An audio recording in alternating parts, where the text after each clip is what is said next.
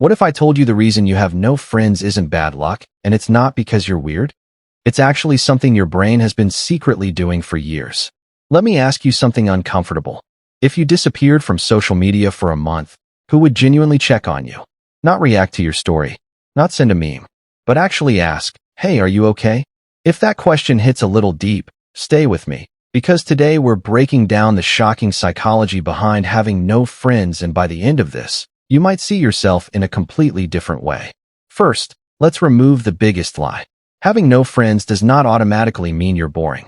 Your brain loves simple explanations. No friends? Must be unlikable.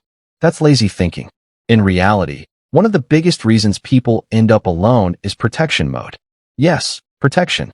If you've ever been ignored, excluded, laughed at, or replaced, your brain records that as danger. Social rejection activates the same pain centers as physical injury, so your mind decides, okay, let's avoid that again. And how does it avoid it? You stop texting first. You cancel plans.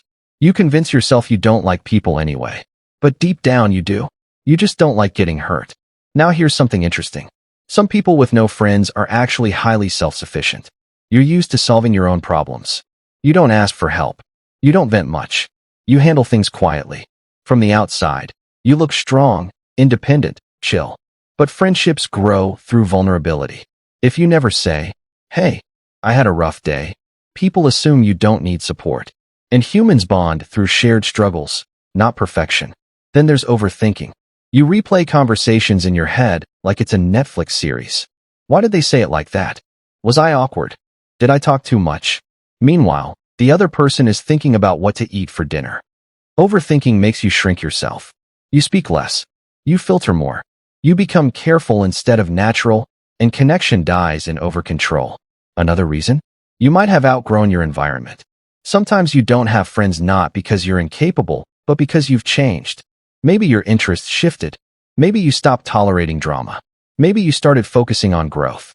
Not everyone is meant to come with you into the next version of your life. And here's a modern problem we don't talk about enough. Convenience isolation. You can order food without speaking, work without coworkers, watch shows instead of meeting people, scroll instead of socializing. We are surrounded by people, but rarely interacting deeply. Friendship requires repeated exposure, random small talks, shared boredom, stupid jokes that slowly become inside jokes. But if most of your life happens behind a screen, those moments don't naturally happen. Now here's the shocking part. Sometimes the real pain isn't, "I have no friends." It's, "I feel unwanted." That's different. You can be alone and peaceful. That's solitude. But being alone and feeling invisible, that's loneliness. And loneliness doesn't mean you're defective. It means you're human. We are wired for connection. But here's where it gets empowering. Your current social situation is not a life sentence. It's a pattern, and patterns can change. The first step? Stop making it your identity. If you keep saying, "I'm just the person who has no friends," your brain will behave accordingly. You'll avoid risks. You'll assume rejection before it happens. Instead, think of it as a phase. Second, lower the pressure. You don't need a big group. You don't need to suddenly become the most outgoing person in the room. You need one connection. One person you can slowly open up to. Friendships don't appear fully formed. They build from small moments, a shared laugh, a mutual complaint about work, a random "did you see that?" text. Third, allow yourself to be slightly more visible. Not fake, not loud, just visible. Share an opinion. Start a small conversation. Admit when you're nervous. Real connection happens when people see the real you, not the guarded version. And finally, build a strong relationship with yourself. When you're comfortable alone, you don't chase validation. You don't try too hard. You don't tolerate disrespect just to avoid being alone. Ironically, that calm self-respect makes you more attractive socially because confidence isn't loud, it's relaxed. If you have no friends right now, it doesn't mean you're behind in life. It might mean you're healing. It might mean you're growing. It might mean you haven't found your people yet. There are billions of humans on this planet. The idea that none of them could connect with you isn't logic, it's fear talking.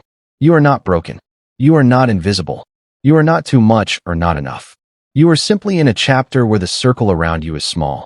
And sometimes the strongest glow-ups happen in isolation. The quiet seasons build the loudest futures. So instead of asking, "Why do I have no friends?" maybe start asking, who am I becoming during this time alone? Because this phase might be preparing you for deeper, healthier, real connections. And when they come, you'll be ready.